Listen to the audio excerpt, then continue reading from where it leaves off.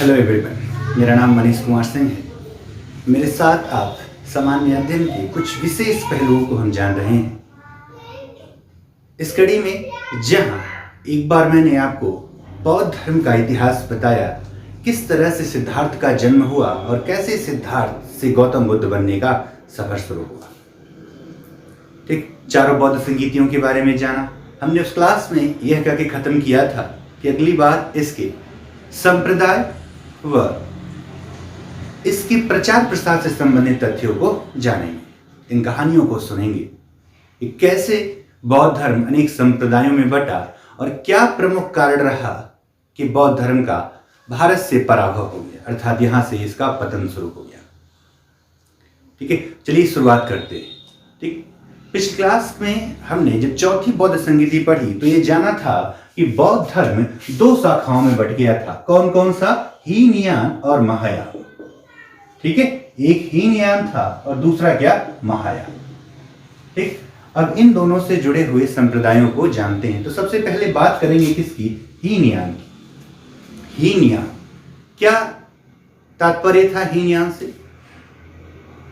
कि वे बौद्ध भिक्षु जो बुद्ध को एक महापुरुष मानते थे, अर्थात उनका मानना था कि बुद्ध का पृथ्वी पर जन्म हुआ है, वे एक महापुरुष है, भगवान नहीं।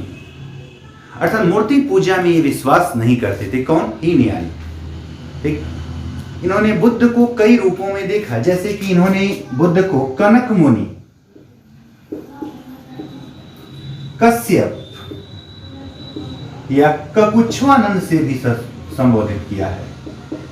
ठीक है, बुद्ध के अनेकों नाम इन्होंने बताए, जैसे कनक मुनि, कश्यप या ककुच्छवानंद जैसे नाम बताए। अब हीनयान को प्रचार प्रसार करने के लिए इसके कुछ ग्रंथों की रचना हुई। तो हीनयान का सबसे प्रमुख ग्रंथ है त्रिपिटक, जो कि पाली भाषा में रचित। कौन सा? पाली भाषा में रचित। पाली भाषा में रचित कौन सा ग्रंथ है? ठीक है, वो है त्रिपिटक। क्या है? त्रिपिटक। ठीक, पाली भाषा में रचित त्रिपिटक। त्रिपिटक यानी कि कौन कौन सा हो गया? सूत पिटक, विनय पिटक और अभिधम पिटक। ठीक है, ठीक, तो त्रिपिटक में क्या क्या आता है? सूत पिटक, विनय पिटक और अभिधम पिटक आता है। ठीक है, ये किसका हिस्सा हो गया? त्रिपिटक का हिस्सा हो गया। ठीक, अब इनमें सबसे महत्वपूर्ण कौन सा है? तो वो है सूत पिटक। कौन सा है? सूत पिटक क्या है? सबसे महत्वपूर्ण है। सूत पिटक के कुल 5 भाग। सूत पिटक के कुल कितने भाग? 5 भाग। ठीक है, कौन कौन सा? एक देख लेते हैं। दीघ निकाय, संयुक्त निकाय, मध्यम निकाय, अंगुत्तर निकाय और खुद्दक निकाय। ठीक है, सूत पिटक के कितने भाग? 5 भाग। ठीक है, कौन कौन सा? दीघ निकाय, संयुक्त निकाय, मध्यम निकाय, अंगुत्तर निकाय, खुद्दक निकाय। तो दीघ निकाय का ही एक वाद है सिगोलोवाद सूत्र। कौन सा? सिगोलोवाद सूत्र। इसी से हमें पिताओं के विरोध में, जो राजगृह में बुद्ध को पिताओं का विरोध, यानी कि गृहस्थों का, कैसे कोई गृहस्थ बौद्ध धर्म का पालन करे, उसके लिए नियम किसने बताया गया? दीघ निकाय के सिगोलोवाद सूत्र में बताया गया है। ठीक है, किसमें? दीघ निकाय के सिगोलोवाद सूत्र, जिसे राहुलोवाद सूत्र भी कहते हैं, उसमें बताया गया है किसके बारे में? कि कोई गृहस्थ कैसे बौद्ध धर्म का पालन कर सकता है। ठीक है, अंगुत्तर निकाय से ही हमको 16 महाजनपदों की सटीक जानकारी मिलती है। 16 महाजनपदों की जानकारी, सबसे प्रामाणिक जानकारी जो ली जाती है वो कहां से? बौद्ध ग्रंथ अंगुत्तर निकाय से। वही खुद्दक निकाय की बात करें तो खुद्दक निकाय में एक बुद्ध की जातक कथाओं का लगभग 547 से 550 जातक कथाओं का विवरण है। किसका? जातक कथाओं का विवरण है। ठीक है, जातक कथाओं का विवरण है। ठीक है, तो ये बात किसकी हो गई? बुद्ध के ठीक है, यानी कि हीनयानियों का सबसे पवित्र ग्रंथ त्रिपिटक ही होगी। ठीक, इसके अतिरिक्त हीनयानियों के अन्य ग्रंथों में दीपवंश और महावंश जैसे ग्रंथ भी आते हैं। ये कौन कौन से? दीपवंश व महावंश जैसे ग्रंथ भी किसके हैं? ये हीनयानियों की। इनके आधार पर ही आगे चलकर हीनयान शाखा 3 संप्रदायों में बट गई। ठीक है, इन ग्रंथों के आधार पर ही आगे चलकर 3 भागों में बट गई। कौन कौन सा भाग कहलाता है देख लेते हैं। ठीक है, एक है सौतांत्रिक,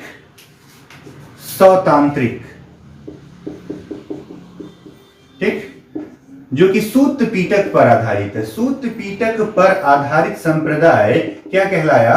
ठीक है, वो कहलाया सौतांत्रिक। दूसरा है वैभाषिक, ठीक, विभाषा शास्त्र पर आधारित। किस पर आधारित है? विभाषा शास्त्र पर आधारित जो संप्रदाय बना वो कहलाया वैभाषिक। तीसरा हुआ सम्मितीय। ठीक है, तीसरा क्या हो गया? सम्मिति। अब सम्मिति की बात देखिए, सम्मितीय में अस्तित्व विहीनता को, यानी कि अस्तित्व विहीनता के स्वीकार को अपनाया गया। इसके तहत जो है, ठीक है, आत्मा के अस्तित्व को, ठीक, मान्यता दी गई है। किसको मान्यता दी गई है? आत्मा की। जबकि जो बुद्ध थे वो आत्मा के अस्तित्व में स्वीकार नहीं करते थे। ठीक है, बुद्ध ने आत्मा के अस्तित्व में स्वीकार नहीं किया, ठीक, अर्थात उसकी पुष्टि नहीं की है। जबकि ये वाला संप्रदाय सम्मितीय है, यह आत्मा के अस्तित्व को मान्यता देता है। तो ये बात किसकी हो गई? हीनयान की हो गई। ठीक है, देखिए ये जो लेक्चर्स हैं ये जीआईसी लेक्चरर परीक्षा के लिए, टीजीटी, पीजीटी और सिविल सर्विसेज के लिए मुख्य रूप से उपयोगी है, साथ ही साथ अन्य प्रतियोगी परीक्षाओं के लिए भी समान रूप से उपयोगी है। ठीक है, तो पहला भाग में हमने जाना किसके बारे में? हीनयान के बारे में। अब जानते हैं किसके बारे में? महायान और उसके संप्रदायों के बारे में। ठीक है, बात करें महायान की। ठीक, महायान, तो महायान की मुख्य धारणा ही ये थी कि बुद्ध क्या है? भगवान है। और भगवान क्या लेते हैं? अवतार लेते हैं। भगवान क्या लेते हैं? अवतार लेते हैं। तो बुद्ध के इन्होंने 5 अवतारों की पहले बात की। कौन कौन सा है? पहला है अवलोकितेश्वर। अवलोकितेश्वर, ठीक है, जिसे क्या कहा गया है?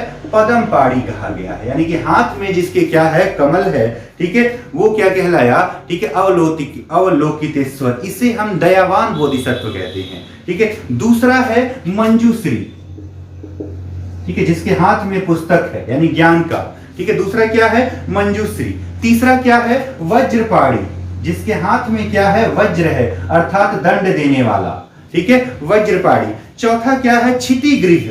ठीक है, चौथा क्या है? क्षितिगृह, अर्थात कारागार का। ठीक है, क्षितिगृह मतलब क्या? कारागार का देवता। और पांचवा क्या है? अमिताभ। पांचवा क्या है? अमिताभ। यदि आप देखेंगे तो ये सभी किसी न किसी भगवान से जुड़े हो रहे हैं। अमिताभ जगत नियंता, जैसे जगत नियंता किसको कहते हैं? ब्रह्मा जी को कहते हैं, उनसे जोड़ रहे हैं। क्षितिगृह, ठीक है, कारागार से संबंधित कृष्ण भगवान से। वज्रपाणि इंद्र से कर रहे हैं। अवलोकितेश्वर, मंजूश्री इसी प्रकार है। ठीक है, तो बुद्ध को अवतार के रूप में ये दिखा रहे हैं। साथ ही इनका विश्वास है कि आगे चलकर, ठीक है, जो अगला अवतार होगा वह सुजैन मैत्रेय का होगा। किसका होगा? सुजैन मैत्रेय का क्या होगा? अगला अवतार होगा। जबकि अंतिम अवतार होगा समंतभद्र का। ठीक है, अंतिम अवतार समंतभद्र होंगे। बुद्ध का अंतिम अवतार कौन सा होगा? समंतभद्र होगा। ठीक, तो महायानियों ने बुद्ध को इन अवतारों के रूप में क्या कर दिया?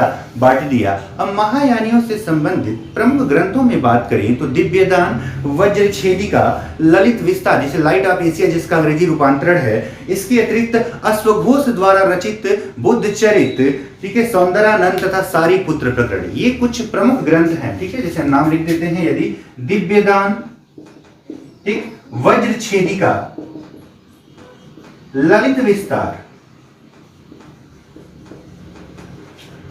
ठीक, इसके अतिरिक्त कौन सा? बुद्ध चरित। अन्य प्रमुख ग्रंथ हैं जो किससे जुड़े हुए हैं? महायानियों के विचारों से जुड़े हुए हैं। इस प्रकार पहले ये 2 भागों में बटा। ठीक है, यानी कि बौद्ध धर्म 2 भागों में बटा। कौन कौन सा? हीनयानी व महायान। अब महायान के आने से जब भगवान का रूप आया, मूर्ति पूजा प्रारंभ हुई, तो वहीं से पाखंड और आडंबरों की फिर से शुरुआत हुई। ठीक है। हालांकि पहले हद तक कुछ स्तर तक ठीक रहा, लेकिन धीरे धीरे इसमें जो है एक कमियां शुरू हो गई। ऐसे ही कुछ अन्य संप्रदायों के बारे में जानते हैं जो बौद्ध से जुड़े हैं, अर्थात बौद्ध धर्म की संकल्पनाओं पर आधारित हैं। उन्हीं में से एक है, ठीक है, शून्यवाद। शून्यवाद, शून्यवाद का प्रतिपादक किसको कहा जाता है? नागार्जुन को कहा जाता है। नागार्जुन को हम क्या बोलते हैं? भारत का आइंस्टीन भी बोलते हैं, ठीक है। इनको क्या कहा जाता है? भारत का आइंस्टीन। शून्यवाद के जनक कौन? नागार्जुन, ठीक है। नागार्जुन की प्रमुख किताबों में अगर बात करें तो प्रमुख पुस्तकें हैं इनकी मध्यम करिका, ठीक है, प्रज्ञा पारमिता शास्त्र,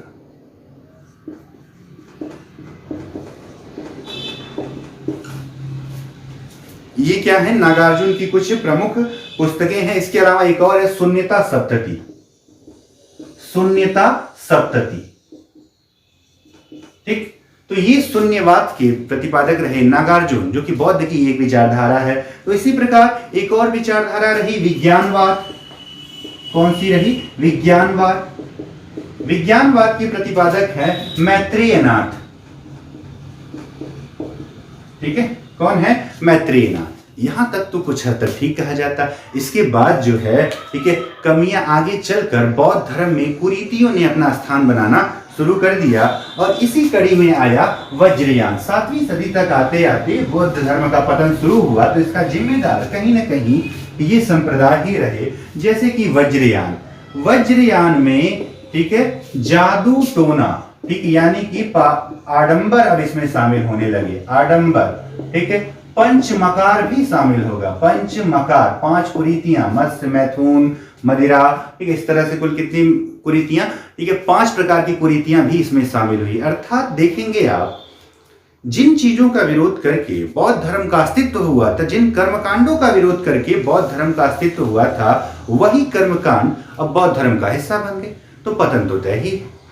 मंदिर पूजा का विरोध किया, मूर्ति पूजा का विरोध किया, तो मूर्ति बनी तो बुद्ध की बनी। जादू टोना, यज्ञ, पूजा पाठ, सबका विरोध किया, और वही चीजें अब किसका हिस्सा बन गई हैं? ठीक है, बौद्ध धर्म का क्या बन गई? हिस्सा बन गई। आगे चल के, ठीक है, एक और शाखा इसमें हो गई, कौन सी? कालचक्रयान, ठीक, कालचक्रयान। ठीक, एक और कौन सा हो गया? सहजयान, ठीक है, सहजयान के सरहपा थे। इस प्रकार बौद्ध धर्म अनेकों संप्रदायों में बटा, और धीरे धीरे इसके पतन के रास्ता तय होता गया। और अंतिम तौर पर, ठीक, 11वीं 12वीं शताब्दी में जब मोहम्मद गोरी का आक्रमण हुआ, तो उसी का एक गुलाम बख्तियार खिलजी ने इस बौद्ध धर्म के जो प्रमुख केंद्र थे, उन केंद्रों पर आक्रमण किया, जिसके साथ इस बौद्ध धर्म के एक पूर्ण पतन की शुरुआत हो चुकी थी। और धीरे धीरे इस देश से, इस भूमि से, भारत भूमि से बौद्ध धर्म का अस्तित्व न के बराबर हो गया। हालांकि इसके पहले के दौर में 5वीं से लगाए 10वीं 12वीं शताब्दी तक बौद्ध धर्म भारत से निकलकर आसपास के पड़ोसी देशों में अपनी पहुंच बना लिया था, और इसी के द्वारा इन देशों में आज भी भारत से ज्यादा मात्रा में बौद्ध धर्म क्या है, ठीक है, सही मात्रा में वहां पर मौजूद है। तो ये बौद्ध धर्म के संप्रदाय व उससे प्रमुख ग्रंथों की बात हो गई। अब बात करते हैं बौद्ध धर्म के प्रचार प्रसार की। तो प्रचार प्रसार के क्रम में बौद्ध धर्म में जब बनारस में उन्होंने बौद्ध संघ की स्थापना किया, उसी समय बनारस में ही इन्होंने अपने प्रचार प्रसार को शुरू कर दिया संघ के माध्यम से।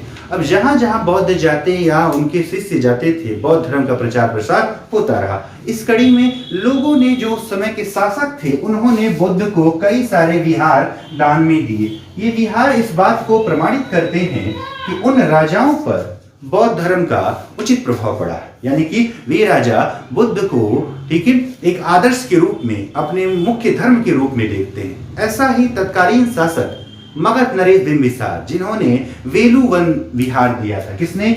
मगध नरेश,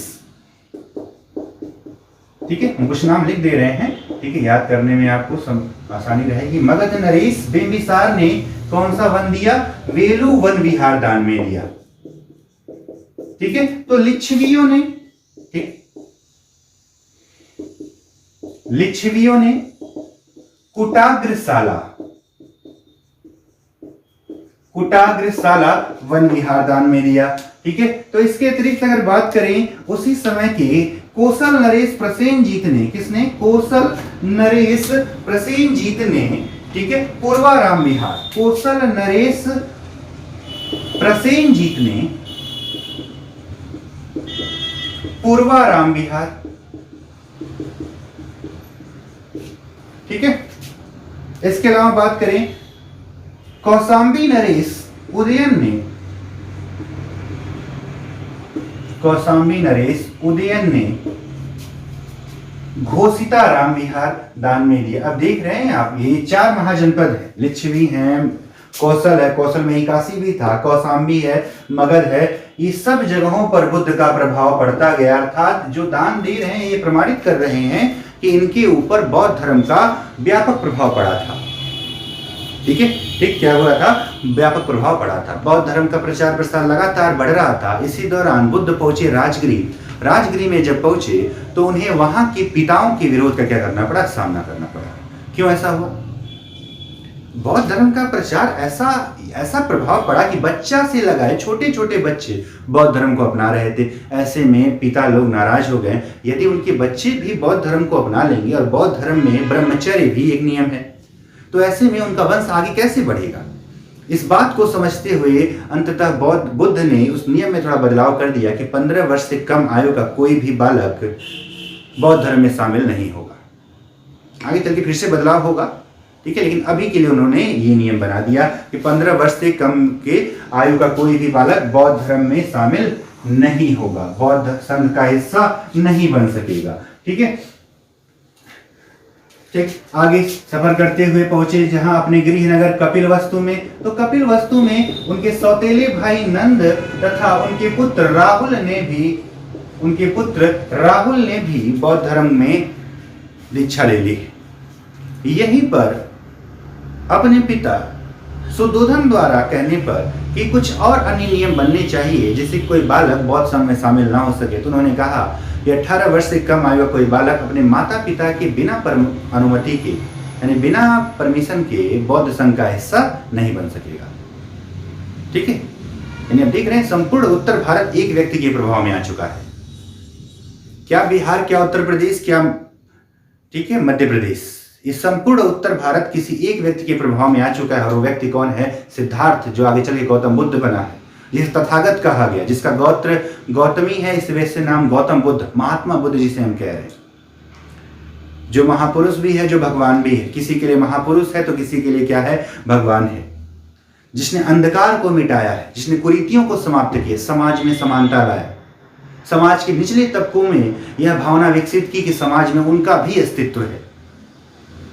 सनातन धर्म के पाखंडों से मुक्ति दिलाई। किसने? तो बौद्ध धर्म ने, बुद्ध ने। किसने दिलाई?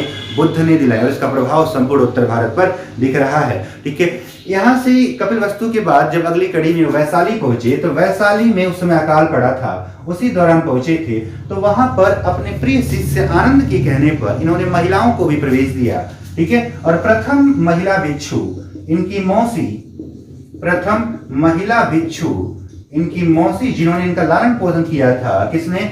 महाप्रजापति गौतमी। ठीक, महाप्रजापति गौतमी पहली बौद्ध भिक्षु बनी। किसके कहने पर हुआ था? आनंद के कहने पर। आनंद इनका एक प्रिय शिष्य था। ठीक है, वैशाली में ही वैशाली की प्रसिद्ध गणिका आम्रपाली ने, ठीक, आम्रपाली ने इनको आम्रवाटिका विहार दान में दिया था। ठीक है, आम्रवाटिका विहार दान में दिया था। ठीक है, जब श्रावस्ती पहुंचे तो श्रावस्ती में पिंडोला भारद्वाज, एक धनी व्यापारी, ठीक है, अनाथपिंडक व विशाखा, तथा यहीं पर मुलाकात हुई अंगुलीमाल डाकू से। यानी कि कहां पर? श्रावस्ती में अंगुलीमाल डाकू को बौद्ध धर्म में दीक्षित किया। ठीक है, श्रावस्ती में अंगुलीमाल डाकू को इन्होंने क्या किया था? बौद्ध धर्म में दीक्षित किया था। किसने? बुद्ध ने दीक्षित किया था। ठीक है, यहीं पर अनाथपिंडक मिले। अनाथपिंडक ने जेत राजकुमारों द्वारा बनवाए गए जेतवन विहार को 18 करोड़ स्वर्ण मुद्रा में खरीद कर उसे दान में किसको दिया था? बौद्ध संघ को दिया था। इस प्रकार बुद्ध बौद्ध धर्म लगातार फैलता रहा और संपूर्ण उत्तर भारत में अपना प्रभाव बनाया। इस कार्य में लगातार 80 वर्ष की उम्र तक बुद्ध ने लगातार इसका क्या किया, प्रचार प्रसार किया और इनके शिष्यों ने भी किया। ठीक है, इनके जीवन काल में ही मरने वाले शिष्य थे सारिपुत्र मौद्गल्य। ठीक है, जो इनके जीवन में ही क्या हो गए थे, मृत्यु को प्राप्त हो गए थे। सांची के स्तूप में उनके अवशेष भी बुद्ध के साथ ही क्या हुए, दफनाए गए हैं। ठीक है, बुद्ध के जीवन से जुड़े 8 स्थानों पर भी स्तूप बनाए गए। वे 8 स्थान कौन थे, यानी कि स्तूप की बात कर लें। ठीक है, जहां बौद्ध स्तूप हैं, जो शारीरिक स्तूप कहे जाएंगे। ठीक है, शारीरिक का मतलब बुद्ध के शरीरों के अवशेष यहाँ पर रखे गए। ठीक है, तो बुद्ध के जीवन से जुड़ी हुई कौन कौन सी जगहें हैं देख लेते हैं हम। ठीक है, पहला क्या लिख लिया जाए, लुम्बिनी, जहां पर बुद्ध का क्या हुआ था, जन्म हुआ था। इसके अतिरिक्त दूसरा क्या लिख लेते हैं, गया।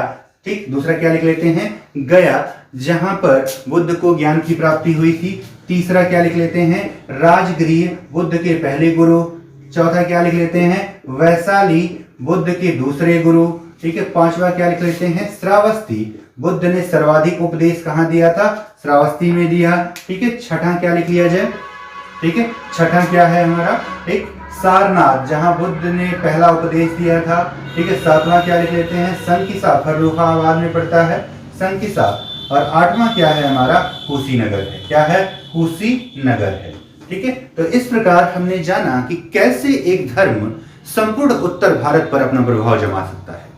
कैसे एक व्यक्ति ने एक ऐसी मुहिम या एक ऐसे विचार का